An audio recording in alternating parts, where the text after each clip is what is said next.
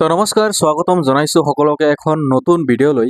তো আজিৰ ভিডিঅ'খন আপোনালোকৰ বাবে বহুত বেছি গুৰুত্বপূৰ্ণ হ'বলৈ ওলাইছে, কিয়নো আপোনালোকে সকলোৱে গম পায় যে আমাৰ ইলেকশ্যনৰ ৰিজাল্ট গুচি গ'ল আৰু অসমত বিজেপি চৰকাৰে জিকিলে ইলেকশ্যনখন। ঠিক আছে, বিজেপি চৰকাৰে ইলেকশ্যন জিকাৰ আগত কি কি প্ৰতিশ্ৰুতি দিছিল আমাৰ অসমৰ ৰাইজক, সকলোখিনি তথ্য আপুনি এই ভিডিঅ'খনৰ শেষলৈকে চালে গম পাব। আৰু আজিৰ ভিডিঅ'খন আপুনি গমেই পালে যে বহুত বেছি গুৰুত্বপূৰ্ণ হ'বলৈ ওলাইছে, কিয়নো আৰু আপুনি যদি ৰান্ধনী কৰ্মী, আশা কৰ্মী আৰু এজন অংগনবাদী কৰ্মী হয় আৰু আপুনি যদি অৰুণোদয়ৰ এজন হিতাধিকাৰী, তো আজিৰ ভিডিঅ'খন আপোনালোকৰ বাবে বহুত বেছি গুৰুত্বপূৰ্ণ হ'বলৈ ওলাইছে। তো সেইবাবে ভিডিঅ'খনৰ শেষলৈকে চাব আৰু সকলোখিনি তথ্য আপুনি এইখন ভিডিঅ'ৰ শেষলৈকে চালে গম পাব। আৰু আপুনি কোনখন জিলাৰ পৰা মোৰ ভিডিঅ'খন চাই আছে কমেণ্ট ছেকশ্যনত কমেণ্ট কৰি জনাব নাপাহৰিব। তো বলক আজিৰ ভিডিঅ'খন আমি আৰম্ভ কৰোঁ।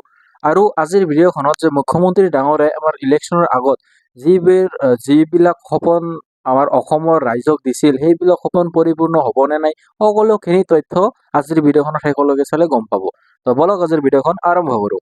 আৰু আপুনি যদি চেনেলখনত নতুন হৈ আছে, এখন ভিডিঅ'খন লাইক কৰি চেনেলখন অৱশ্যই ছাবস্ক্ৰাইব কৰিব নাপাহৰিব। তো প্ৰথমটো কাৰ্যসূচী হ'ল যুৱক যুৱতীৰ বাবে অধিক চৰকাৰী চাকৰি দিব বুলি কোৱা হৈছে আৰু নতুন উদ্যোগ আৰু ফেক্টৰী আনি প্ৰাইভেট জব বঢ়োৱাৰ কথা কৈছিল মুখ্যমন্ত্ৰী ডাঙৰীয়াই। ঠিক আছে, আৰু দ্বিতীয়টো হ'ল অংগনবাদী কৰ্মী আৰু চৰকাৰী কৰ্মচাৰী। তো অংগনবাদী কৰ্মী সহায়িকাৰ দৰমহা বঢ়োৱাৰ প্ৰতিশ্ৰুতি আৰু কন্ট্ৰেক্ট কৰ্মচাৰীসকলক স্থায়ী কৰাৰ বিষয়টো। ঠিক আছে, কিয়নো অংগনবাদী কৰ্মীসকলৰ দৰমহাটো বিশেষ গুৰুত্বপূৰ্ণ, কিয়নো তেওঁলোকে বহুত দিনৰ পৰা প্ৰতিবাদী কাৰ্যসূচী চলাই আছে আৰু মুখ্যমন্ত্ৰী ডাঙৰে তেওঁলোকক প্ৰতিশ্ৰুতি দিছিল যে অংগনবাদী কৰ্মীসকলৰ দৰমহা বৃদ্ধি কৰিব বুলি।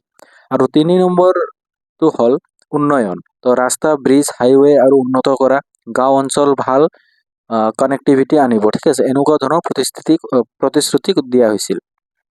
তাৰপিছত স্বাস্থ্য আৰু শিক্ষা, নতুন হস্পিটেল আৰু মেডিকেল কলেজ বনোৱা, সংস্থা আৰু ফ্ৰী চিকিৎসা সুবিধা অব্যাহত ৰখা, স্কুল আৰু কলেজ উন্নত কৰা। আৰু 5 নম্বৰ জনকল্যাণ আঁচনিত অৰুণোদয়ৰ দৰে আঁচনি অব্যাহত বঢ়োৱা হ'ব, কিয়নো অৰুণোদয়ত যিসকল লোকে 1250 টকাকৈ আঁচনি পাই আছে, তেওঁলোকে এতিয়াৰ পৰা মাহিলী বাবদ 3000কৈ টকা মাননীয় মুখ্যমন্ত্ৰী ডাঙৰীয়াই নিজেই কৈছে। আৰু সেই ক্লিপখন মই ভিডিঅ'খনৰ শেষলৈ লগাই দিম। ঠিক আছে, আপুনি ভিডিঅ'খনত চাই ল'ব পাৰে, ভিডিঅ'খনৰ শেষলৈকে চালে আপুনি গম পাব। তো অৰুণোদয় আঁচনিৰ মাচুল বৃদ্ধি কৰা আৰু গৰীব পৰিয়ালক ফাইনেন্সিয়েল সহায় কৰা। আৰু 6 নম্বৰ আইন শৃংখলা আৰু পৰিচয় বিষয়ক। তো ইনলিগেল মানে বাংলাদেশীসকলক ওপৰত কঠোৰ ব্যৱস্থা লোৱা হ'ব আৰু NRC আৰু বৰ্ডাৰ ছিকিউৰিটিত জোৰদাৰ মানে ছিকিউৰিটি টাইট কৰি দিয়া হ'ব বৰ্ডাৰ এৰিয়াত। ঠিক আছে, আৰু বাংলাদেশীসকলকতো আপোনালোকে গমেই পায় যে অসম মানে বাংলাদেশী মিয়াসকলৰ বিৰুদ্ধে আমাৰ অসমৰ মুখ্যমন্ত্ৰী ডাঙৰীয়া চৰকাৰে, তো তেওঁলোকৰ ওপৰত ইনলিগেল এক্টিভিটিৰ ওপৰত কঠোৰ ব্যৱস্থা লোৱা হ'ব। তো আপুনি চালে যে কি কি প্ৰতিশ্ৰুতি দিছিল আমাৰ অসমৰ মুখ্যমন্ত্ৰী ডাঙৰীয়াই। তো এইবিলাক সকলো কাম হ'ব বুলি আমি আশা ৰাখিছোঁ। আৰু আপোনালোকৰ অৰুণোদয়ৰ মাচুল 3000কৈ যে হ'ব, তেতিয়াহ'লে আপোনালোকৰ সেই মুখ্যমন্ত্ৰী ডাঙৰীয়াই যে কৈছিল, সেই ক্লিপখনো মই ভিডিঅ'খনৰ শেষলৈকে এড কৰি দিম, আপোনালোকে ভিডিঅ'খনৰ শেষলৈকে চাব। আৰু এতিয়ালৈকে যদি আপোনালোকৰ ভিডিঅ'খন হেল্পফুল আৰু ইনফৰ্মেটিভ লাগিছে, তো ভিডিঅ'খন এতিয়াই লাইক কৰক আৰু চেনেলখন ছাবস্ক্ৰাইব কৰক। তো বলক আমি মুখ্যমন্ত্ৰী ডাঙৰ সেই কথাখিনি মুখ্যমন্ত্ৰী ডাঙৰীয়াৰ মুখেৰে শুনি লওঁ। মই পুনৰবাৰ অসমৰ যুৱ সমাজক প্ৰতিশ্ৰুতি দিছোঁ, আমাৰ চৰকাৰ অহাৰ লগে লগে আমি 5 বছৰত ৰাজ্যৰ 2 লাখ যুৱক যুৱতীক চৰকাৰী আমি চাকৰি দিম। ৰাজ্যত আমি CM-AAA ষ্টাৰ্টআপ আৰু উদ্যোগীকৰণৰ জৰিয়তে আৰু অতিৰিক্ত 10 লাখ যুৱকক আমি কৰ্মসংস্থাপন দিবলৈ আমি প্ৰয়াস আৰু প্ৰচেষ্টা কৰিম। ৰাজ্যৰ 40 লাখ মহিলাক লাখপতি বাইদেউ হোৱাৰ সুযোগ দিয়াৰ বাবে আমি 25,000 টকাকৈ এককালীন অনুদান আগবঢ়াম আৰু অৰুণোদয় যোজনাক 1250 টকাৰ পৰা ক্ৰমে 3,000 টকা মাহিলী লৈ যোৱাৰ বাবে আমি চেষ্টা কৰিম। প্ৰাক প্ৰাথমিকৰ পৰা স্নাতকোত্তৰ পৰ্যায়লৈ KG to PG এই সমগ্ৰ শিক্ষাৰ যিটো চাৰ্কেল বৃত্ত, তাক আমি বিনামূলীয়া কৰিম। প্ৰাদেশিকৰণৰ সমস্যা আমি সমাধান কৰিম আৰু ৰাজ্যত আমি শিক্ষা খণ্ডত এক নতুন বিপ্লৱ আনিম। ৰাজ সাহায্যযুক্ত দলত মচুৰ দাইল, চেনি, নিমখ আৰু মিঠাতেল আমি যোগান ধৰিম আৰু অত্যন্ত দুখীয়া পৰিয়ালক ইয়াক আমি বিনামূলীয়াকৈ যোগান ধৰিম।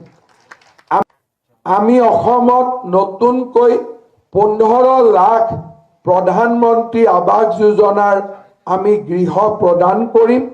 কিন্তু আটাইতকৈ ডাঙৰ কথা, চাহ বাগিচাৰ শ্ৰমিকক মাটিৰ পট্টাৰ লগে লগে আমি তেওঁলোকক প্ৰধানমন্ত্ৰী আৱাস যোজনাৰ একোটাকৈ ঘৰ দিয়াৰ বাবেও আমি প্ৰচেষ্টা কৰিম। আমি অসমৰ কৰ্মচাৰী সমাজক প্ৰতিশ্ৰুতি দিছোঁ যে আমি আমাৰ দৰমহা আয়োগৰ প্ৰতিবেদন কেন্দ্ৰীয় চৰকাৰৰ লগত একে দিনৰ পৰাই আৰু একেটা মানদণ্ডৰে আমি ৰূপায়ণ কৰিম। ৰাজ্যত আমি স্বাস্থ্য আন্তঃগাঁথনি, শিক্ষা আন্তঃগাঁথনি, ক্ৰীড়া আন্তঃগাঁথনি আমি নিৰ্মাণ কৰিম। শ্ৰদ্ধাৰ সুধীবৃন্দ, মই বিশ্বাস কৰোঁ প্ৰধানমন্ত্ৰী নৰেন্দ্ৰ মোদী ডাঙৰীয়াৰ আশীৰ্বাদত অহা 5 বছৰ অসমৰ ৰাইজে যদি ভাৰতীয় জনতা পাৰ্টীক চৰকাৰ গঠন কৰিবলৈ সুযোগ দিয়ে, আমি অসমক ভাৰতৰ সৰ্বশ্ৰেষ্ঠ আৰু শক্তিশালী ৰাজ্যসমূহৰ মাজত এখন হিচাপে আমি প্ৰতিষ্ঠিত কৰিব। এই সকলোখিনি আমাৰ মুখ্যমন্ত্ৰী ডাঙৰীয়া, সন্মানীয় মুখ্যমন্ত্ৰী ডাঙৰীয়া যিবিলাক প্ৰতিশ্ৰুতি অসমৰ ৰাইজক দিছিল, তো আপুনি সকলোখিনি চালে তাতে। আৰু অংগনবাদী কৰ্মীসকলৰ দৰমহাক লৈ বহুত দিনৰ পৰা প্ৰতিবাদী কাৰ্যসূচী চলি আছে, বহুতো ধৰণৰ আপেল চলি আছে যে তেওঁলোকৰ দৰমহা বৃদ্ধি হ'ব লাগে। তো এইবাৰ চাগে 2026 ইলেকশ্যনতো জিকিল, এতিয়া হয়তো ৰামধনী আশাকৰ্মী, অংগনবাদী কৰ্মীসকলৰ দৰমহা বাঢ়িব। আৰু বিশেষকৈ অৰুণোদয় আঁচনি এতিয়া আপুনি 3000কৈ টকা পাব, য'ত 1250 টকাকৈ পোৱাৰ কথা আছিল। ঠিক আছে, তো আজিৰ কাৰণে ভিডিঅ'খন ইয়াতে সমাপ্ত কৰিছোঁ। আকৌ লগ পাম আমি অন্য এখন ভিডিঅ' লৈ।